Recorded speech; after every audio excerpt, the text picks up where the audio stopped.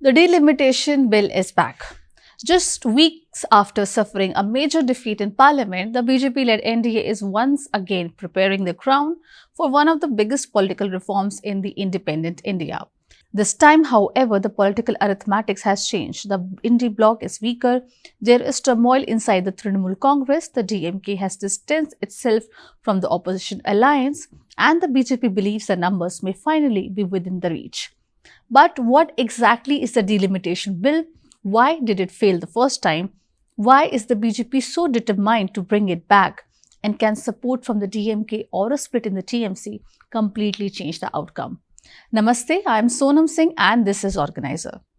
For decades, India's parliamentary constituencies have been based largely on population figures frozen after the 1971 census. The logic was simple.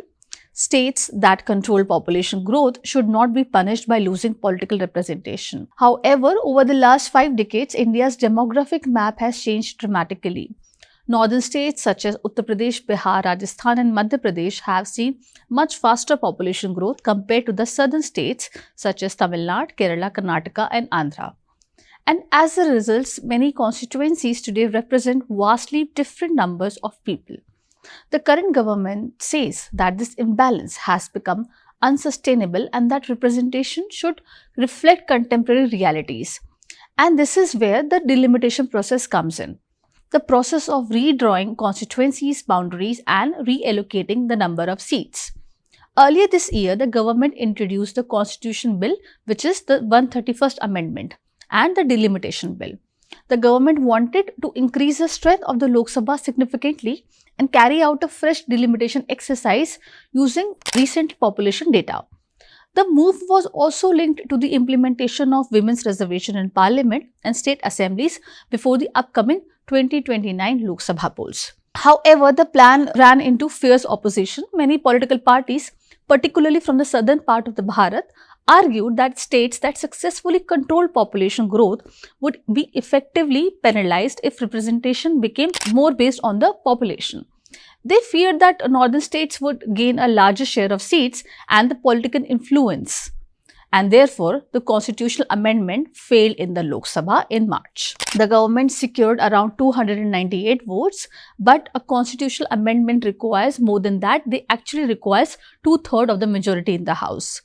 That required number was much higher and the bill was finally defeated. And once the amendment failed, the association delimitation legislation was also withdrawn. So now comes the important question. Why is BJP trying again? It is because the political landscape today looks very different from what it looked like in April or March. According to Organiser sources, the centre has already begun fresh consultations with the regional parties and now exploring a revised version of the proposal. The objective remains the same: complete the delimitation process before the 2029 Lok Sabha elections. Sources have also indicated that more provisions may be modified to make the proposals more acceptable to some regional parties. The BJP's argument is that southern states need not lose representation because the overall number of the Lok Sabha seats could increase substantially. Instead of some states losing seats, everyone could gain some number of seats. Now comes the crucial question. Where will the BJP get the numbers this time? See, the NDA on its own still does not have the number required for a constitutional amendment. It needs support beyond its existing alliance parties, and that is why all eyes are right now on 2 political parties, the DMK and the Trinamool Congress of West Bengal. So let's start with the TMC. The recent political developments in West Bengal have triggered speculation about a possible split within the TMC party. Reports suggest that a group of MPs may support the NDA on key issues. And if that happens, the BJP's number in parliament will receive a significant boost. Now let's talk about DMK. DMK has traditionally been one of the strongest opponents of delimitation based on updated population figures. In Tamil Nadu, the delimitation is viewed not merely as an electoral issue, but it is seen as a federal issue.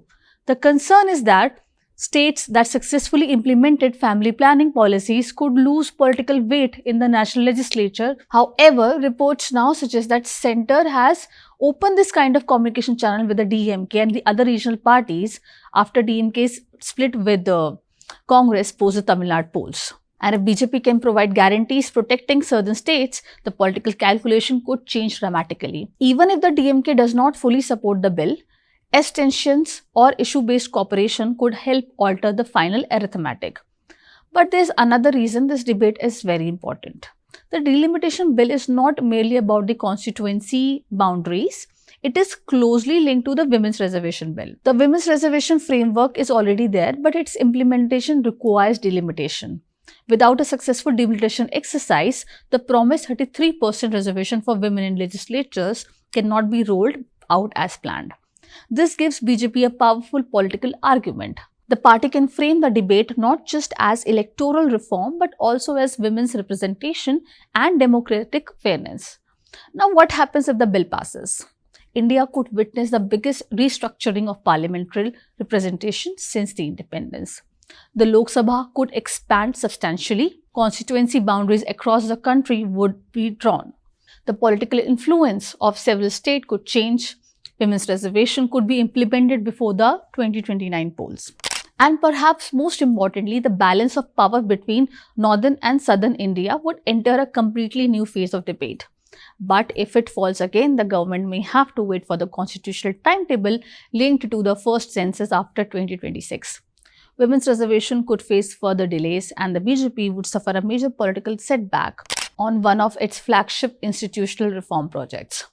So the battle over delimitation is not just about drawing new lines on a map, it is about who gets representation, how power is distributed, which states gain influence, which states fear losing it, and what Indian democracy will look like in the decades ahead.